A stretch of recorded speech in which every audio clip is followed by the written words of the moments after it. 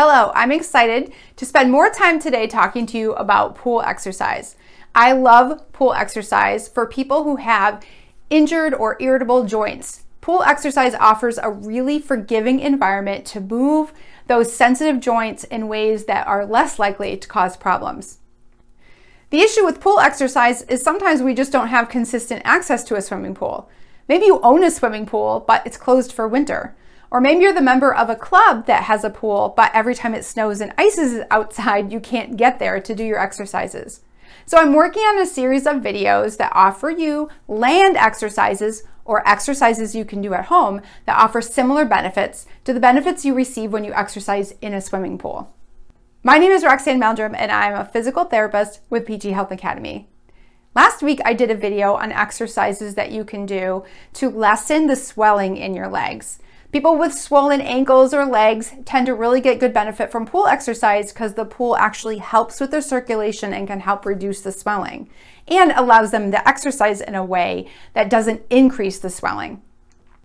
This week, I'm going to talk to you about exercises that you can do for painful knees that don't tolerate weight bearing. Knees that don't tolerate weight bearing are those knees that get more achy and more painful the more time you are upright on them. They don't tolerate the load. So there are structures that are irritable or injured in your knee that get angrier when you stand and compress them or squish them. So when you're exercising in deep water, you are eliminating that weight bearing or load pressure that your knees do not like. And this allows you to exercise with much less irritation. So I'm going to show you some land exercises that eliminate that weight bearing or load pressure that your knees don't like so that you can move your legs, exercise your legs, minimizing the impact of load and compression. The first exercise I recommend is a range of motion exercise with a ball. You're going to move your knee up as far as it's comfortable going, and then you're going to try to get it all the way out straight, but don't let it flop into hyperextension. You want to control that. If the first few reps are painful, but then it starts to get better, then keep going. If as you get up to 8, 9, or 10 repetitions, it's staying painful, then I would suggest shortening the range a little bit. So don't bring it up so high or don't let it go as far straight. You want to work just in that pain-free range of motion. As you continue, you can retest those endpoints and see if those are getting more comfortable. I would suggest doing 2 to 3 minutes of this exercise on each leg as a really great warm-up. The second exercise is a quad set. Never underestimate the importance of a quad set. When you have a painful knee or hip, pain is a muscle inhibitor. So unfortunately, the quad has a really hard time consistently firing to its capacity when there's pain in the region. So making sure to periodically test and retrain that muscle to fire properly is important. I think it's helpful to have a towel roll behind your knee, 1, to give you something to push into, and 2, to ensure that you're not hyperextending with each contraction. Hyperextending is really hard on your knee joint, so you want to avoid that.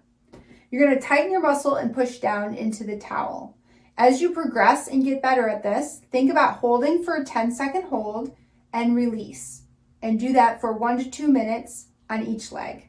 An additional progression of this exercise would be to do it in lying, push down into the towel in this position.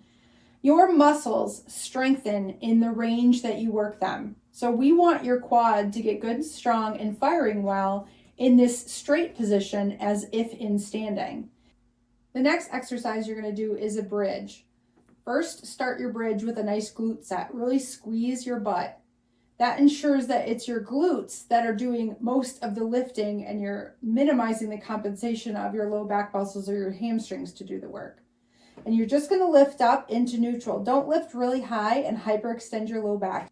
You want knees, hips, and shoulders to be relatively in line and then back down. And you can take the pillow out if you feel like that's a little bit too much bend for your neck. Again, squeeze your butt and lift. A progression of this is to hold a bit at the top for maybe 3 to 5 seconds and come back down and then lift again. If you're finding as you do the bridge your hamstrings continue to cramp, that means that your hamstrings are doing more of the work instead of your bum. So make sure you're squeezing strong and only lift high enough that your hamstrings do not cramp and then back down. And that's where you'll start your work from and progress from there as you're as your butt or your glute muscles get stronger, then you can lift higher and keep those hamstrings from cramping. I would suggest doing 3 sets of 10 of this bridging exercise. An additional coaching point is sometimes it can be really helpful to pick your feet up and just push down through your heels. That can sometimes get you to isolate in your butt muscles a little bit more. Now, if you're finding that standard bridge to be a little bit too much load in your knees and it's painful, then you can consider propping your legs up on a stool or a laundry basket, or even lay on the floor and prop up on a chair. And that will help lessen the load in your knees as you go ahead and do that bridge from that height. Now I'm not pushing down through my feet to accomplish that same butt strengthening exercise, and that's gonna maybe be a little bit more forgiving on painful knees.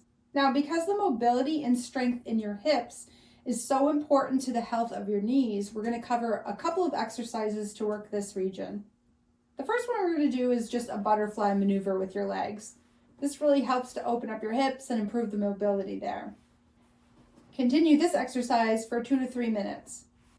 To add some strength to this maneuver, you can add an exercise band or tubing to around your knees, and then open against that tubing.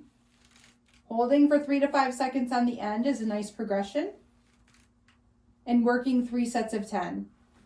Be sure that you keep your belly tight and don't allow your back to arch with each repetition as you open those knees up. Keep your trunk nice and stable. Now let's work on some straight leg raises, laying and side lying. This really works on the muscle on the outside of your hip, which is really important for good leg health in general. I suggest putting a towel roll in your stomach.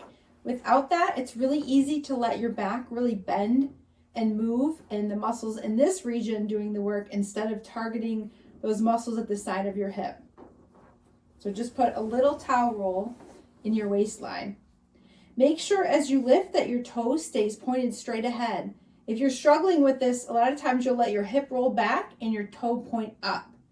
Please keep those hips stacked. Keep the top hip right on top of the bottom hip and the toe pointed straight ahead as you lift that leg. 3 sets of 10. The next exercise is a clamshell exercise. So you're going to bend your knees. You want your ankles, your hips, and your shoulders in line. You're going to pick the top knee up off the bottom knee.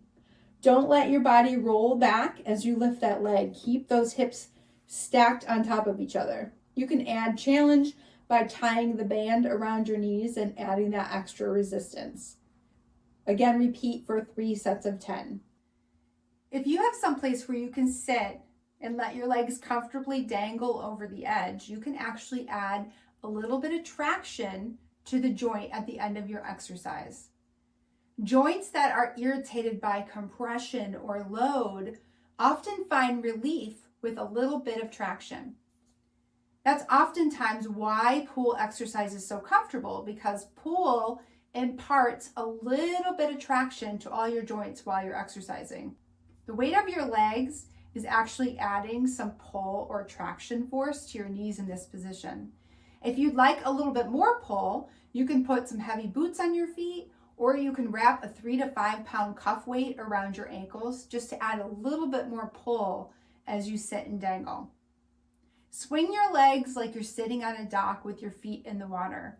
Resist the urge to kick out against the weight of the shoe or the boot. That is actually increasing muscle activity, which compresses the joint again. And we really want to maximize that little bit of traction. Be careful not to overload your ankle with too much weight.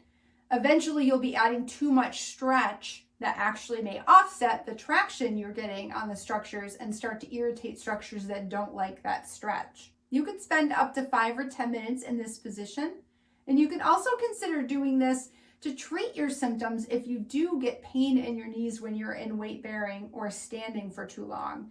So maybe you're in the kitchen and you're making dinner and you've been standing for a bit and your knees are starting to get sore. See if you can take a break for 5 or 10 minutes and let your legs just dangle off a stool or a sturdy table and calm some of those symptoms back down.